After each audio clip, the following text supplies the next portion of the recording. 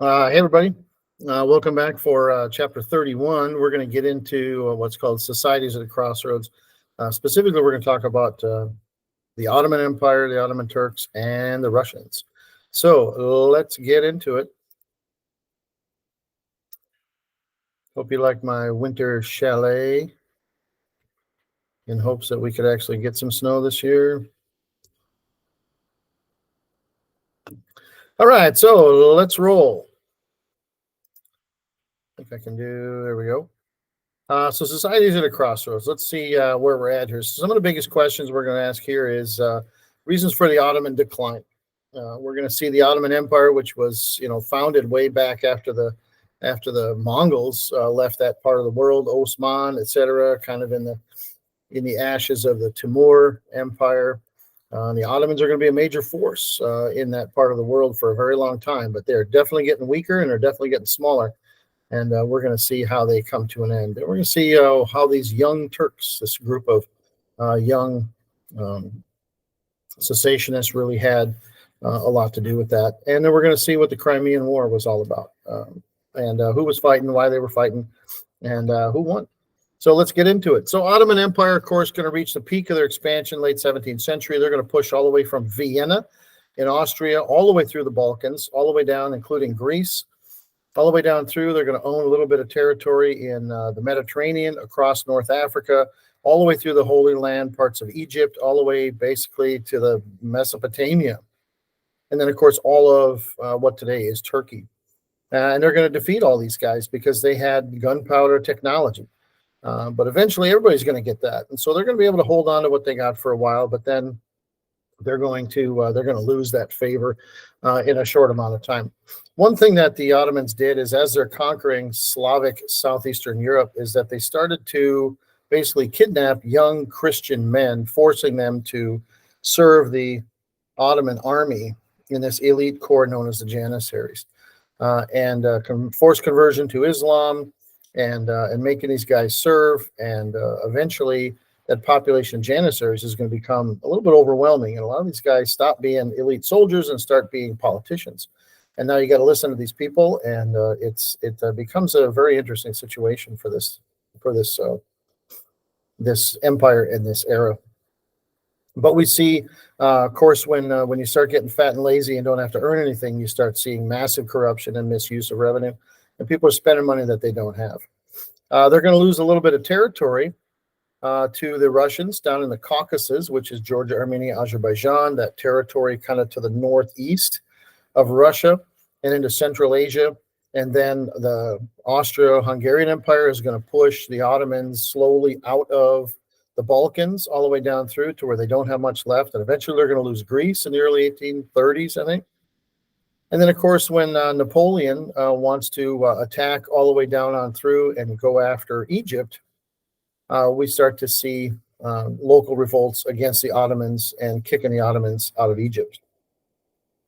And really, the Brits have interest all over the world, but they certainly don't want to see Russia push into these lands and to see Russia become a bigger global power at this time. So the British are going to support the Ottomans, not because they care about the Ottomans, but because they don't want to see Russia get too much maritime influence in the Eastern Mediterranean. So you can see losses of the Ottoman Empire, lost all of this in the early 18s, lost the rest of this all the way before World War I. And then you can see this is all they got left by the time World War I starts. They get pushed out of the Balkans all the way down through here. They lose Greece, etc. And then after the war, World War I, they're basically going to lose all of this territory. It's going to be ceded to the Brits and the French all the way through here. So really the only thing they got left is today what is modern-day Turkey. And we'll talk about that in the next couple of chapters. So some of the problems that led to the decline, of course, imports of cheap manufactured goods. They're able to get stuff from Europe because now Europe's in the Industrial Revolution. They can make stuff real cheap. And instead of becoming an export-dominated economy, now they start to import. And that means manufacturing in the Ottoman is going to decline. And a lot of these administrations are going to have to start borrowing money. Well, when they can't pay the loans back, Now you have to start agreeing to European capitulations, giving tax-free status to banks, allowing non-Muslim people living in the Ottoman to not have to cut their hair or force to Islam, and all these things you're going to have to give up a little bit at a time. And here is a 7-syllable vocabulary word for you: extraterritoriality. Put that one in the bank. Basically saying laws in the Ottoman Empire don't apply to you if we owe you money. And so some reforms, start to reform this taxation. If you guys had some good ideas, let's do this. Increase agricultural output, reduce corruption. Of course, the Janissaries are going to revolt. They're going to put them in jail. So the Janissaries get beat up on for a while, start to reform some schools, build a telegraph, get a postal service. Some reforms, some are successful, some are not. You're always going to have people who don't like what's going on. Then you get this pace of reform accelerated during this Tanzimat period, new law codes, et cetera, et cetera. However, it undermines the power of this elite core, and you're going to get people fighting with each other. And when you're fighting inside each other, you're not going anywhere. And these young Ottomans, which eventually be called the Young Turks, wanted a constitutional government, and that did not jive in an empire.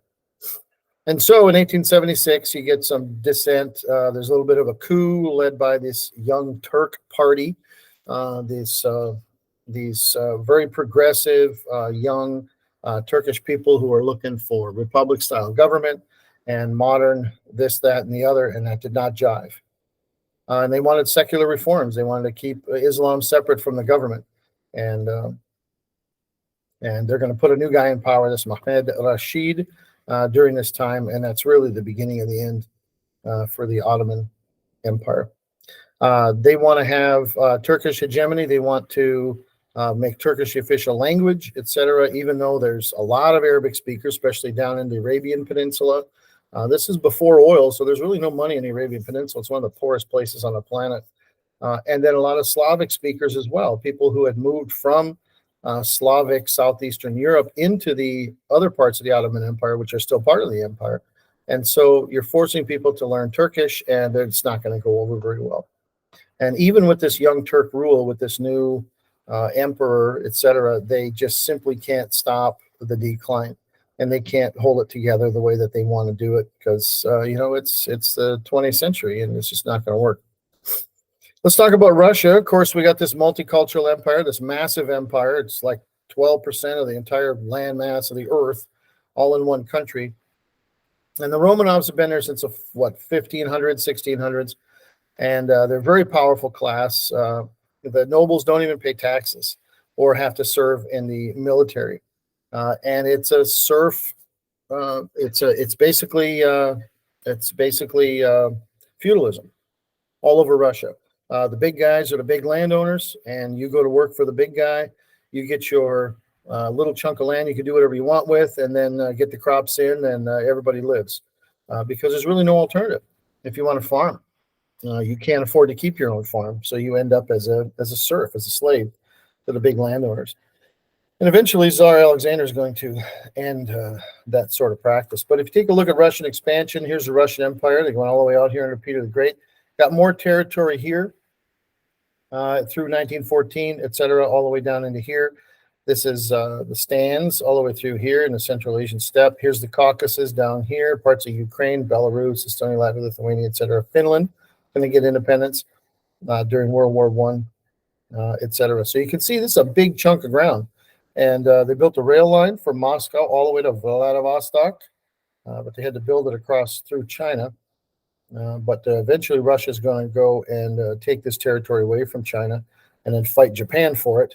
And that's the Russian-Japanese War in 1905. But we'll get there. And so Russia starts to push down into the Caucasus, into right through here. They start pushing here, and the Ottomans are going to fight them. Well, the Brits don't want to see Russia get this, control over the Black Sea even more. So they're going to help them out. They're going to help out the Ottomans, and that's the Crimean War over this little chunk of land right there. They're going to fight what they call the Crimean War. And Russia's going to be driven back because they got the help of the Brits, etc. And it's going to be a little humiliating for the Russians because they are really seen as a little bit antiquated in how they fight. And with the Brits helping out, it didn't take long for them to do that. Stories like the Charger Light Brigade, if you've ever heard that poem, or Florence Nightingale, that all comes in the Crimean War and the Brits' involvement. And so Tsar Alexander frees all of the serfs. He says, no more serfdom, give the lands back that they had farmed for these generations, and everybody goes free, etc. And that's not going to be very popular with a lot of the elites because they lose a lot of their assets, no doubt. However, it's going to be in the best interest of everybody once they get everything sorted out. But Russia also starts to industrialize. This industrial revolution hits Russia in the 1800s, and they're building railroad construction. They build a Trans-Siberian.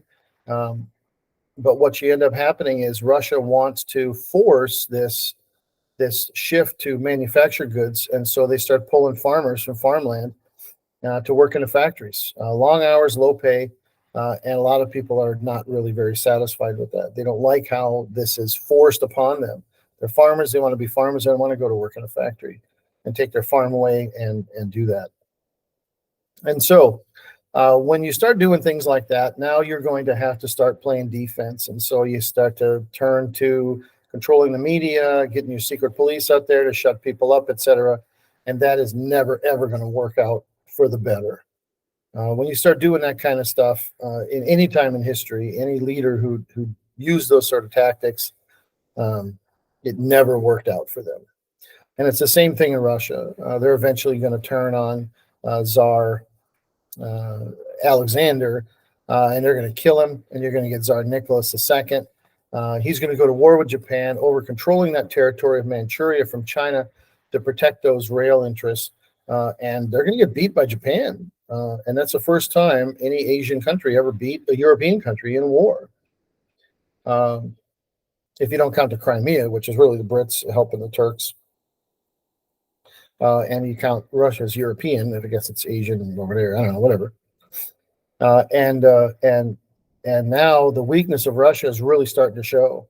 And they're going to have a revolution in 1905. Teddy Roosevelt's actually going to get a Nobel Peace Prize for negotiating a peace between Japan and Russia. Japan really just wanted access to move goods around China at that time. So reasons for the Ottoman decline. This is part one. Basically, if we go back through, you can see that the Ottomans, because of the European Industrial Revolution, they turned from exports to imports, and then they got to take out loans, and now they start to give concessions to all these Europeans for the loans and the banks, et cetera, et cetera. And they're tired of the old leadership forcing all these old school ideas. And these young Turks show up and they say, we want to go for a republic. We want to have Turkish hegemony.